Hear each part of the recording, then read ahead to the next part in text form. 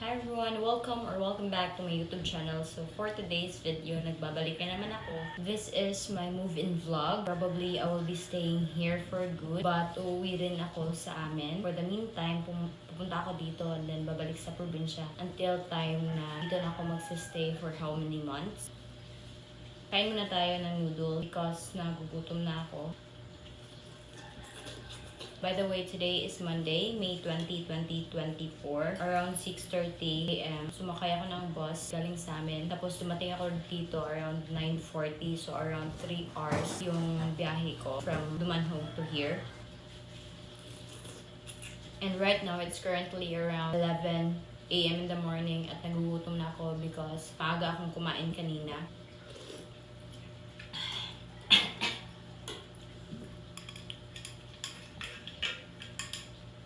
Actually guys, last week yung move-in schedule ko. Last week ako nagbigay ng first payment ko dito sa aking boarding house. Pero last week, meron pa kasi akong duty. So, hindi ako nakapunta dito kaya ngayon lang. So, sa nakikita nyo, madami talagang kalat because hindi pa ako nakapag-arrange dito. Ito yung mga bag na dinala ko. Ito yung mga gamit na binili ko last week. And yes, ito yung room ko. Good for one, pero pwede rin good for two. So hopefully I can do a lot of vlogs here habang ako yung iisa dito. And then I'll gonna tag you along with me or maybe pagbalik ko mamaya. Meron akong pupuntahan, meron akong bibilhin para maging mas organized itong room ko. So kung anong bibilhin ko. May plan ako na bumili na mirror kasi wala talagang salamin dito. Another thing is drawer sana para sa mga damit ko. Tapos marami pa. Kaso nga lang, limited yung budget natin. So ipagkakasya na natin. So hopefully carry ko lang yung budget ko dito. And also guys, plano ko palang bumili ng water dispenser kahit yung maliit lang. Kasi hindi kere na ito lang yung water bottle ko. Yun ang first priority natin for today's video.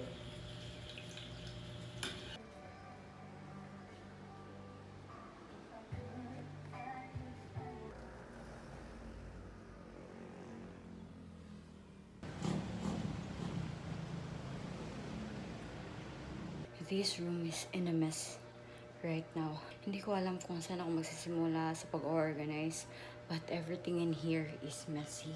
Kakarating ko lang, galing na grocery, bumili ako sa DIY and sa Colonnade ng mga grocery items at tapos mga essentials. And right now, it's 1:02 p.m. And tapos, meron pa akong gagawin. Kaya, that's why nagmamadali akong umuwi. That's it. I'll just gonna get ready sa aking gagawin for this 1 p.m. to 4 p.m. See you later, guys. Hi everyone, good afternoon. So, tapos na yung ginagawa ko. And right now, nakikita nyo naman na tingnan nyo, pawis-pawis ko.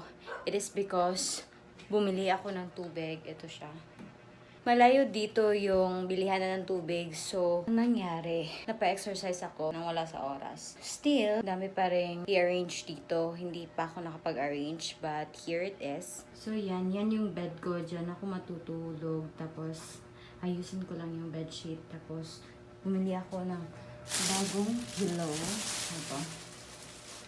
Kasi wala akong dalang pillow. Wala pa siyang pillowcase.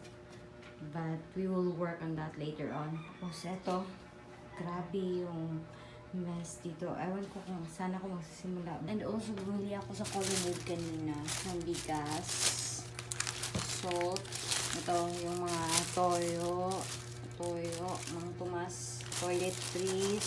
I'll just work on this muna guys and then update ko kayo later if tapos na ako mag-organize. So eto na. Nandito na ako sa pinakamahihirap na part sa pag-organize ng room ko, which is ang paglagay ng mirror. Kasi ewan ko, nalilito ako kung asan ko to ilalagay. Kung dito ba siya, like dito.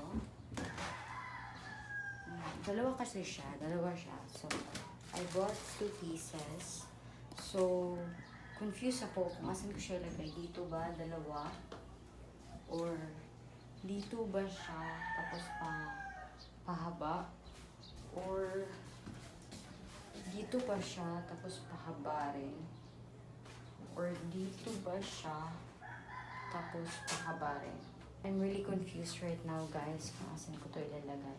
Actually dito maganda rin Kasi naka-face siya sa mirror. So, wherein nagbibigay liwanag. So, it's either here. Ewan ko talaga.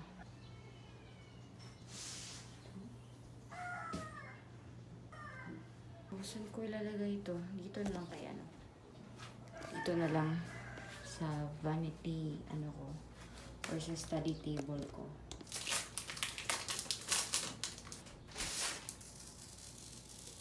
Hopefully, didikit ito ng maayos. Try natin. Kunin muna natin itong plastic. Baka kasi pati.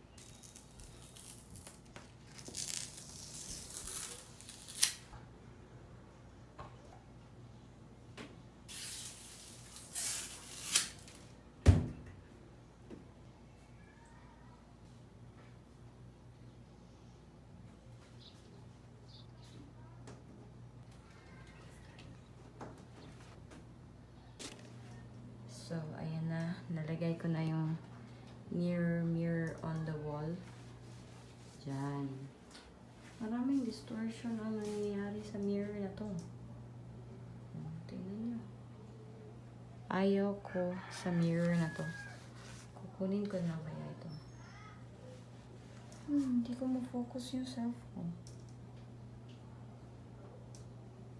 Or ako lang ba yung naduduling? Pero sa camera, okay lang naman.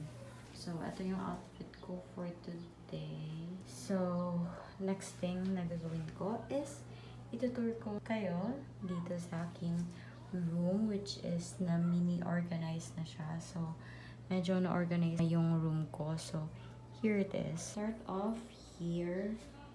Yan, para sa mga pinggan ko na need hugasan. Tapos, naka-charge ako dyan. Tapos, may towel ako. Tapos, dito naman, sa may gilid, may trash can, trash bag. Tapos, ito is yung mini broom ko. Ito na lang yung binili ko kasi hindi pa siya, hindi siya need ng malaking space. Tapos, medyo hindi rin siya kamahalan. So, yan na lang binili ko. By the way, nabili ko to sa DIY. Ito rin trash can ko sa DIY.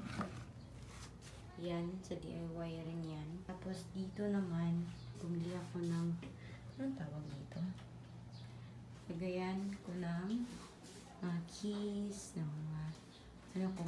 Tapos dito sa top, ito yung bed ko. So, this is my bed sheet. Tapos, remember, sabi ko kanina, bumili ako ng pillow, pero walang pillowcase. So, what I did is, nilagay ko siya sa ilalim ng bed sheet para hindi siya madumi. Dito naman is yung mga essentials ko, yung study table ko. Ito yung mga gamit ko. Tapos, ito, rag siya para sa water bottle ko. Next thing is, ito naman. So, ito yung nangyayari sa lower deck ng double deck bed ko. Dito tayo. Bumili ako ng organizer tray doon sa DIY. Tapos, ito yung ginamit ko para lagyan ng mga pinggan. Okay. Tapos, ito, bigay lang to sa akin before.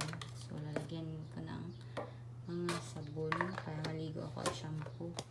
Tapos, yes, that is my mini cooker. Tapos, ito yung mga goods ko na pinamili kanina. Bumili ako ng itlog, ng mga canned goods. Ito, ganito lang yung binili ko kasi para hindi siya matapon.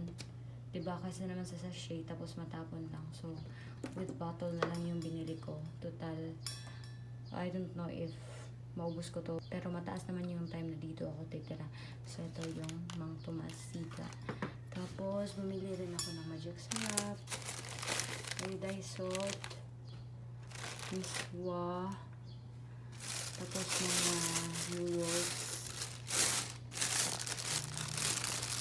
noodles, tapos pancit canton. And then, bumili na rin ako ng toothpaste ko para sa toothbrush ko.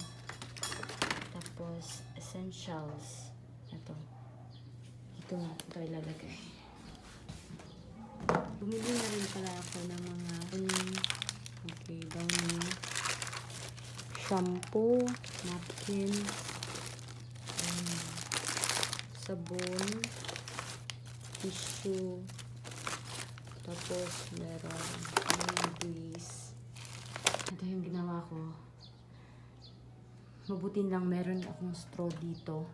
So, ginawa ko siya na hanging, ano yun? Hanger. Anong tawag dun? Basta, yan, lagayan ng mga hangers. Tapos, mga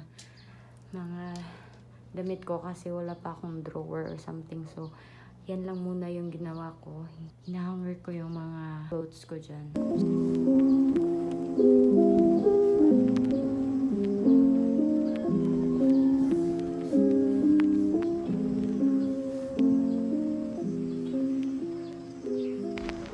So that's it mga may gugmaon. I hope you will like this video. And please do give me a comment. And please do subscribe to my YouTube channel for more updates about my room, you know, living alone in Cebu City. So, yes. Bye-bye.